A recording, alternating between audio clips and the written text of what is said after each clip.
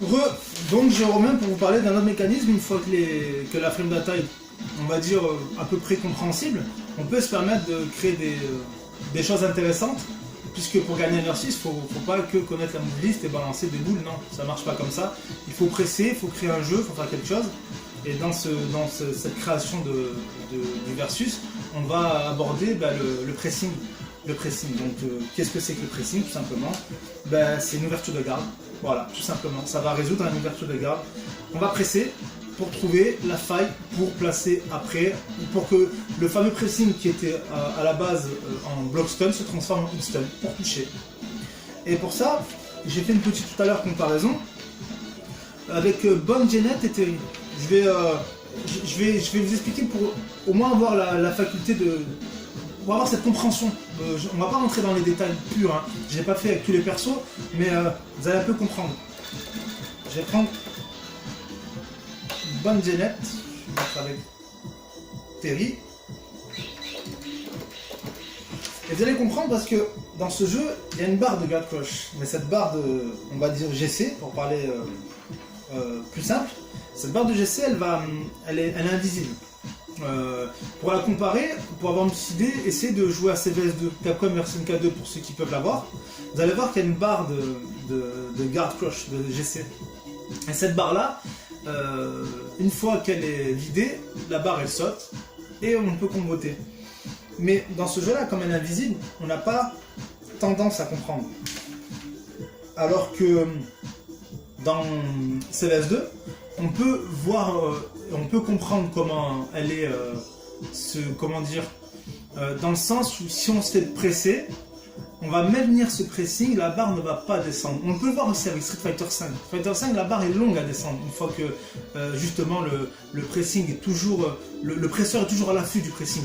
Elle est toujours, donc, elle est toujours en train de, enfin, dans sa position d'être pressée, quoi. Enfin, la barre est toujours en train de monter.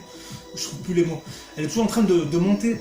Alors que dans CVS2, elle descend assez rapidement, mais une fois pressée, forcément, on est dans ce fameux block string. Et là, elle ne descendra pas, parce qu'elle va toujours, le personnage va toujours encaisser. Il va encaisser dans sa garde. Et dans Mark of the Wolf, comment on comprend qu'il y a Guard Crush?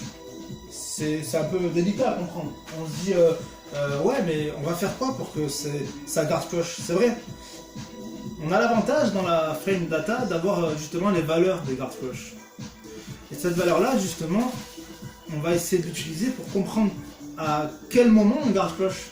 C'est vrai, on peut jouer, on tape, faut que j'en me remette en garde, on tape, on peut taper, ok, c'est cool, ouais. Mais ouais, c'est quand que ça va monter? Moi, je comprends pas. Voilà, on peut jouer comme ça. Peut-être que là, là ça arrive, ouais, mais Guard Crush. Mais bon, ce que j'ai fait, c'est du n'importe quoi. On est d'accord, j'aurais pu me faire punir 15 fois d'affilée. Mais le but, c'est de la comprendre, mais en jouant proprement. Il faut savoir que les tops, ça, il va falloir que je casse la... parce que j'ai raté. Au bout du troisième top, voilà, il y a Guard Crush. Parce qu'ils font mal les tops. Les tops, ils font 25. Mais je sais pas si tous les tops font 25. Je vais voir très rapidement. Non, parce qu'ils donnent. Ah, j'ai que Bonne Janet sous les yeux là, qui est beaucoup plus détaillée que les autres. Mais en tout cas, celle de Bonne Janet qui nous intéresse, elle fait 25. 25 dans la garde. Autant dire que si on rentre 3 dans la garde, on sait que la garde flush d'affilée. Mais par contre, on ne peut pas rentrer, c'est un coup beaucoup trop lent. Il est à moins 32. Il sort en 8 frames. Mais si je le piffe, je suis à moins 32. En général, on a tendance à faire un combo. Voilà. On a tendance à rentrer comme ça, si on ne va pas trop faire un gros combo derrière et qu'on est sûr que ce combo-là va infliger la mort au personnage. Mais sinon, on va pas le faire comme ça, quoi. Par contre, elle a des choses assez intéressantes qui vont nous montrer comment on peut comprendre cette fameuse barre invisible. Comment on peut savoir quand est-ce qu'on va casser la barre invisible de Guard Crush. Et elle a un target combo. Je sais, pour ceux qui ne le savent pas, je vais le montrer très rapidement. En faisant une fois A, elle fait un hit. 2 fois A, elle a 2 hits. Et 3 fois A, elle a 3 hits. Ce qu'on appelle plus communément des target combos. Et c'est avec ça qu'on va les utiliser, qu'on va prouver comment, qu'on va plutôt déduire, mais en même temps aussi prouver la valeur de la barre de garde cloche. Je vais mettre en garde 1. Il faut savoir que ce coup-là, il fait 4 dans la barre. Ce coup-là, en 2 hits, il fait 4, et le deuxième hit, il fait 5. Et en 3 hits, il fait la même chose, 4, 5 et 5. Donc moi je me suis amusé tout à l'heure à varier un peu ces deux choses-là. Je vais mettre Return Center pour justement avoir une barre vierge et je vais enchaîner, je vais bourrer les 3 hits. Une étape, 2 étapes, 3 étapes, 4 étapes. Il y a eu 4 étapes, il y a eu 4 full étapes, après il y a eu 4 et 5, ça fait 9. Donc 4 étapes, ça fait 5 et 5, 10, ça fait 14. 4 x 4, 16, ça fait 56. Et à la fin, je vous ai dit que ça faisait 9, ça fait 65. Donc il m'a fallu 65% de dégâts dans la garde pour faire un garde cloche. On se dit, ben ouais, c'est cool. C'est cool. 65, c'est bon. On sait que ça rentre. On va se remettre. Si je teste, je vais prendre quelque chose de simple. Je teste le close B. Et on va compter. 1, 2, 3, 4, 5, 6, 7, 8, 9, 10, 11, 12, 13, 14, 15, 16, 17. 17. Et le close B, il a 4. 4 x 7, 28. Plus, 4 x 1, ça fait 68. Avec la retenue. 68. Et avant, on était à 65. C'est bizarre. On se dit, attendez, on est à 65. Là, j'ai quand même tapé des close B, je suis allé assez rapidement, mais je suis à 68. On va tester autre chose. On va tester en 2 hits. Hein? Ah mince, faut pas que vous compreniez. J'ai un peu raté. 1, 2, 3, 4, 5, 6, 7. 7. Sachant que comme je l'ai dit, le 2 hits il fait 4 et 5, 9 x 7, 63. Donc je vous ai montré le fameux close B. J'ai fait une série de 17, on est à 68. Je vous ai montré le fameux target combo en 3 hits, j'ai réussi à faire casser la garde à 65. Et là, en faisant le target combo en 2 hits, j'ai réussi à descendre à 63. On est d'accord qu'au plus ça descend, au mieux c'est. Je veux dire, si je peux mettre 2 coups et que ça casse, waouh. Je suis là, je suis imbattable. Hein. Là, on est d'accord que garde cloche, on va en avoir hein, dans le round. Mais malheureusement, ça marche pas comme ça, mais on peut encore gratter.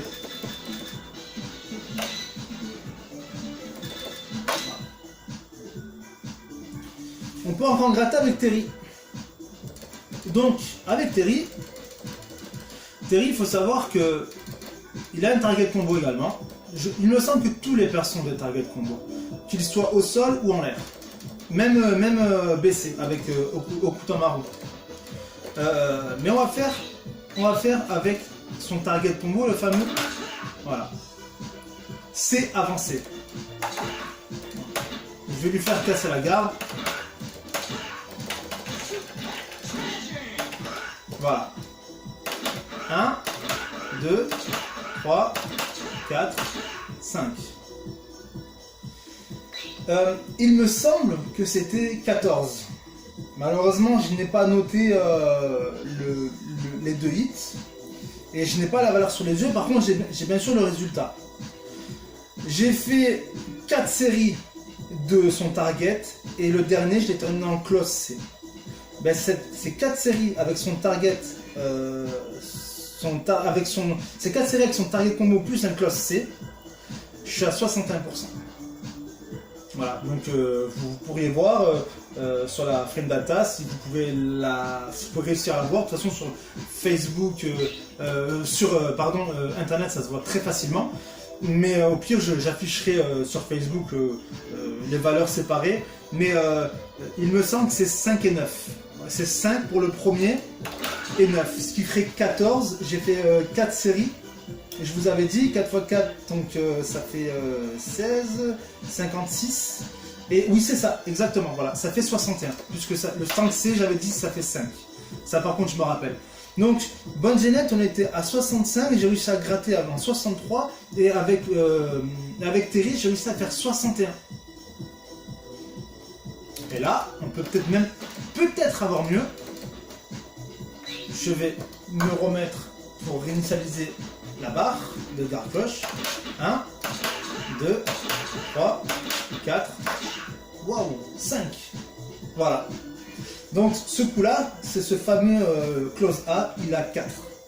4 de damage dans la barre. Ce qui veut dire que j'ai réussi à descendre à 60. Je vous cache pas que je ne pense pas qu'on peut aller en dessous de 60, puisque j'ai testé avec des persos, notamment les fameux Lem et M qui sont à 6. Je crois qu'ils sont à 6. Je regarderai, je confirmerai sur la page. Mais parce que Terry lui aussi les a à 6. J'arrivais à faire du 58, du 59, mais la barre elle cassait pas. Donc je pense que la barre à son maximum, on peut la réduire, on peut la casser, c'est dans une valeur donc de 60% de dégâts dans la barre.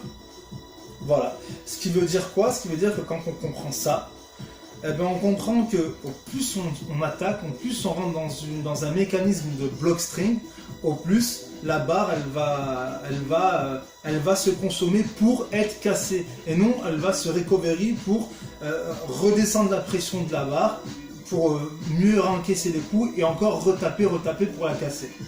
C'est justement pour ça qu'on cherche des combos block string et le fameux combo de Terry. Mais ce fameux combo là, pour l'apprendre, pour le faire, il faut justement passer par ces valeurs là. C'est pour ça que j'ai préféré d'abord parler de la flame data, ce qui est tout à fait logique. Puisque souvent enfin moi le premier, quand j'ai vu Terry, j'ai voulu faire ce combo mais je connaissais pas à côté. Et en comprenant la flame data, j'ai compris que c'était très facile. Dès lors qu'on a réussi à se rapprocher, encore une fois, je dis pas qu'on ne peut pas descendre à 58, j'ai pas testé tous les persos. J'ai testé les persos qui me semblaient être les plus rapides. Autant, il y a des combos qui sont en block string qui sont encore plus rapides que le fameux target combo C, donc C plus C avec Terry. Et on peut descendre à 59-58. Après, j'ai des doutes parce qu'il est rapide. Et la longe, je veux dire, le recul du blockstun, je suis prêt. Regardez, je m'éloigne pas trop. Donc, je pense que 60 c'est vraiment le max. On peut peut-être gratter 59, peut-être 58. Bah, je pencherais plutôt à 59 si on peut gratter. 58 ça serait vraiment abusé, sachant que c'est pas une valeur ça serait pas une valeur logique tout simplement quoi. Voilà, c'est pas un chiffre rond. Voilà, je trouve pas le mot, c'est pas un chiffre rond tout simplement. Donc alors 60 ça serait peut-être plus logique, mais encore une fois, j'ai pas testé avec tous les persos, donc c'est juste ça serait une logique, ça serait voilà, par rapport à ce que j'ai pu voir. Mais encore une fois, c'est pas combotable, même s'il y a plus 7 derrière, on peut pas faire ça. Et genre Power Wave, on peut justement faire ça.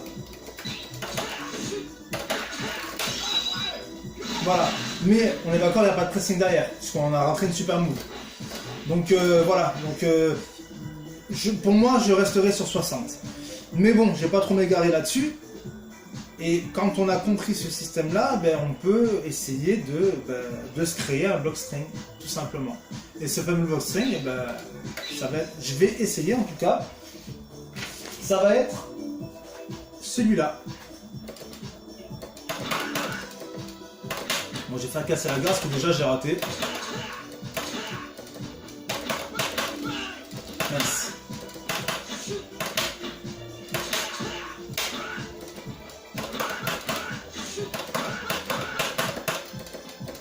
Il manque deux choses encore. Je l'ai bien chié.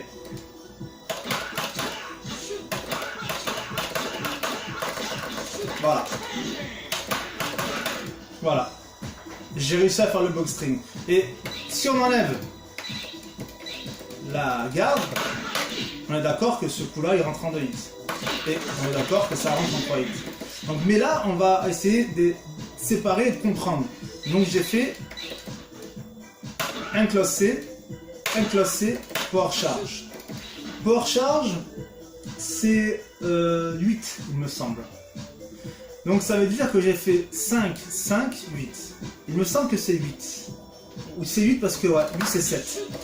Donc, j'ai fait 8. Après, j'ai refait 1, 2, 3, 4. J'ai passé celui-là et j'ai fait un power charge en version A.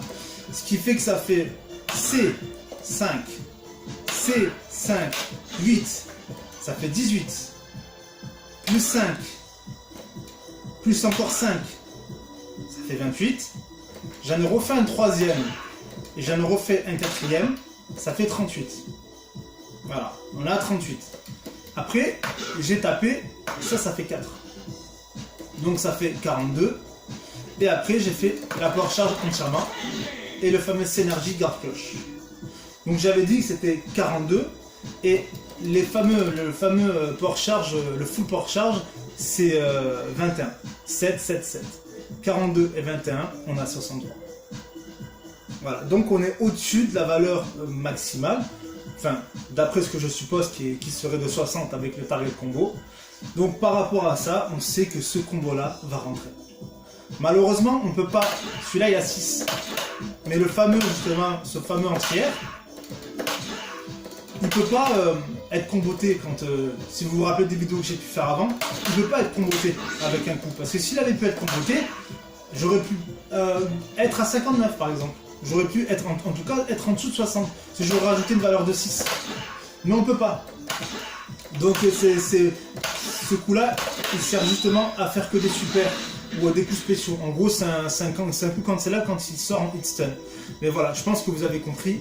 C'est que lorsqu'on a compris ces valeurs-là de la frame data, lorsque l'on comprend le sens du block string, on arrive à très facilement trouver un block string parce que j'ai réussi à trouver une valeur. Je ne sais pas si elle est à 100% exacte, hein, mais en fonction de ce que j'ai pu tester des persos, en tout cas, j'ai progressivement vu qu'avec bonne genette jusqu'à Terry, on gagne en pourcentage. Et le maximum que j'ai pu faire, c'est justement C. Donc j'ai supposé C est plus rapide que A, malgré que le C est un coup fort. C'est parce que le recovery de bonne genette, il est long avec son target combo avec ses fameuses gifs, alors que lui il a plus 7. Voilà. Quand on fait ça, on sent qu'il peut enchaîner directement. Il a plus 7. Ce qui fait que je perds moins de temps. Et c'est justement ce temps-là, cette rapidité-là qui me permet de toujours maintenir ce pressing jusqu'à que la barre elle pète. Donc voilà, ça c'est une information très importante à savoir, puisque dès qu'on connaît ça, il suffit de prendre un perso, en l'occurrence admettons Terry, et on sait que ce combo là que j'ai fait en block string, il va sortir. Et après on le répète. Et en fait c'est le même combo que j'ai fait en hit stun, hein. Sauf que je rentre pas la power charge. La power charge, j'aurais pu faire 1, 2. Je me suis trompé, j'aurais pu faire ça.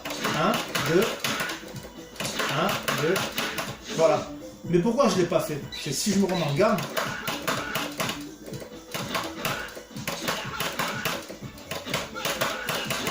Voilà. Parce que c'est là où je la lance la power charge. Entre les frames là dans le vide que le personnage va voir l'animation qui est à 8, enfin qui est à 8, non je me rappelle pas, elle n'est pas à 8, c'est ce que je vous avais dit 8, c'est dans la garde, là je me rappelle pas, je l'ai pas sous les yeux. Mais en tout cas, elle doit, c'est pas un 0 frame. Hein. Le temps de la balancer, parce que forcément en plus elle hit derrière. Donc si ce serait un 0 frame, ça serait pété. On est d'accord que ça c'est pas un 0 frame. Donc à cette distance-là, quand je vais sortir le port charge en version C, l'adversaire il peut me sortir un 0 frame derrière. Rock a un 0 frame, je suis mort quoi, derrière, je suis mort.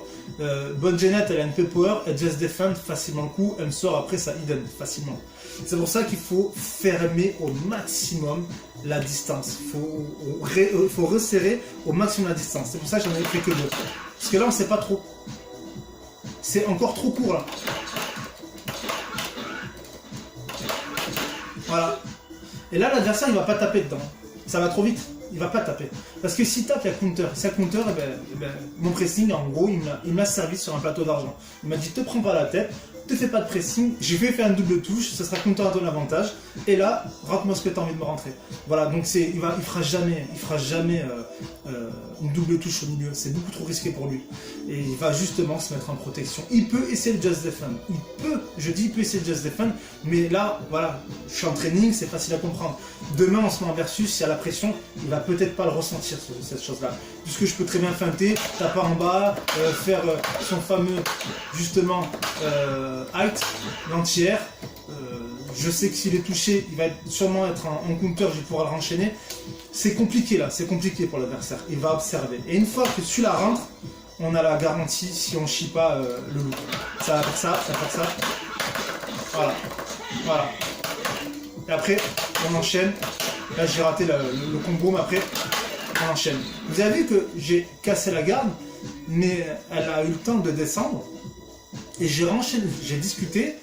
Je veux dire, elle a eu le temps de redescendre, j'ai refait le combo, c'est parce qu'elle est descendue, mais pas brutalement. En gros, elle s'est maintenue. Elle s'est maintenue. Et quand elle s'est maintenue, j'ai fait le combo en bloxing et je ne l'ai pas raté, et elle a cassé directement. Voilà. Mais peut-être que là, elle n'a pas cassé, on va dire, à 60%. Parce que j'étais pas fluide. Elle n'a pas cassé à 63, elle a cassé à 65. Voilà. Donc peut-être. En gros, le fait d'attendre, il y a quand même une valeur, je pense qu'il y a quand même une valeur. Au plus on est fluide, au plus on va se rapprocher d'une valeur très rapide, et on va casser à 60%. Et au plus on est lent, au plus on va la casser à 65, mais peut-être que 65, par rapport à ce qu'on a fait, par rapport aux enchaînements justement qu'on était en train de faire avant, comme elle était maintenue, comment dire, c'est 65, c'est là où ça doit casser en fait. Je ne sais pas réellement comment expliquer le truc en fait, mais je dirais simplement que voilà, cette fameuse barre invisible, elle est toujours en activité. Voilà, elle est toujours en activité. Voilà, je dirais ça. Donc voilà. Après, quand je la casse tout à l'heure, les 3 tops, c'était forcément à 75, puisque c'est à 25, mais on est d'accord que ça ne doit pas casser à 75. Ça doit casser parce que j'avais une valeur plus forte que ce que la valeur était demandée. Autant c'était 65, 64, 63, voilà. Mais comme on met du temps, le temps fait que la barre elle monte, et comme elle monte, la valeur elle monte. La valeur de la barre de la garde cloche, elle va monter. Elle va se mettre à 65. Donc en gros, ce qu'il faut juste comprendre, c'est qu'une fois qu'on met des coups dans la garde et qu'on est toujours en position de presser, la barre ne va pas descendre très rapidement. Elle va bouillonner encore, elle va être en train de travailler pour que vous puissiez encore comboter. Je pense que l'adversaire, s'il touche l'adversaire, si notre adversaire justement nous touche, je pense que ça doit canceller, ou ça doit peut-être diminuer, parce que le fait que justement il retourne le pressing et que c'est lui qui attaque, je pense que ça doit le faire diminuer sa barre, parce que c'est comme ça que ça se fait normalement dans CLS2, ou même dans Street 5, qui est quand même plus récent. Et plus parlant, c'est que une fois qu'il y a un moment neutre, ça attend. Il y a quelques frames qui défilent, ensuite la barre elle descend, et quand on attaque, forcément dans l'attaque, il y a peut-être 4-5 frames, et ensuite la barre elle commence à descendre. Ça, je pense que ça doit être pareil, ça doit être le fait que quand l'adversaire va attaquer, la barre elle va descendre. Par contre, quand il se fait presser, il y a toujours un problème avec la barre, parce qu'il est toujours dans cette phase où il peut se faire presser. Donc voilà, je pense avoir tout dit, j'espère avoir été clair et ne pas m'être trop embrouillé, surtout par rapport à ces valeurs de au plus je tape vite, au plus je tape fort. Pour conclure sur cette fameuse barre de guard flush sans trop m'éterniser dessus, au plus on est rapide sur le block string, au plus on va avoir une valeur très rapprochée qui fera en sorte qu'on mettra moins de coups dans la garde. Alors que si on la laisse s'augmenter, on va devoir ajouter un coup supplémentaire. 60-65 c'est rien, mais c'est un stand de plus. Quand je dis un stand, c'est un stand C, c'est ce coup-là. Voilà. Donc ouais, c'est pas négligé. Donc et c'est peut-être fait même exprès, parce que je peux faire ça et rater. Et là, la barre elle va monter pour me dire non, la Coco, mec, il faut que tu me remettes un autre coup là. Voilà, donc parce que si je fais ça et que ça maintient toujours au fait que j'allais faire 60, donc j'ai le temps de revenir, de faire ça, mettre un coup et bam, elle casse à 60. Non, c'est pas possible. Donc elle va monter mais très doucement. Et au lieu de faire justement un jab avec le A, je vais peut-être devoir refaire un cancel et je vais devoir retaper avec C et là elle va casser. Voilà. C'est tout à fait normal, hein. Sinon ça serait un espèce de VISM dans le CVS2 par exemple. Une fois que, parce qu'on a un combo en continu, on fait que ça. Mais sauf que là, la barre, on n'a pas une barre qui descendrait, puisque le jeu aurait un problème à ce niveau-là, ils auraient mal calculé leur jeu. Et heureusement d'ailleurs que voilà, les valeurs montent quand on presse pas. Mais c'est tout à fait normal, et c'est tout à fait surtout logique. Donc voilà, les amis, je vais vous laisser sur ces mots. Je pense avoir été clair. Voilà, je pense que je ferai une autre vidéo sur les SM, comme je l'avais expliqué, pour mieux comprendre qui est avantagé, qui n'est pas avantagé, laquelle est la meilleure, etc. Et après ça, je pense que j'aurai fait le tour de Mark of the Wolf. Après tout ce qui est grosse technicité, feint loop, etc. C'est du practice, c'est de la pratique à faire. Je pense que j'ai pas besoin d'expliquer réellement ça. Faut quand même avoir de bonnes bases, et avec tout ce que j'ai pu montrer, tout ce que vous pouvez voir à côté, et en plus il y a énormément de personnes qui ont fait des trucs avec des loops. Sincèrement, je pense que là vous êtes parés pour plutôt bien jouer si vous accrochez le jeu. Mais en tout cas voilà, le jeu est très intéressant, vraiment très intéressant. Voilà les amis, sur ce je vous dis à bientôt, à plus, portez-vous bien, ciao.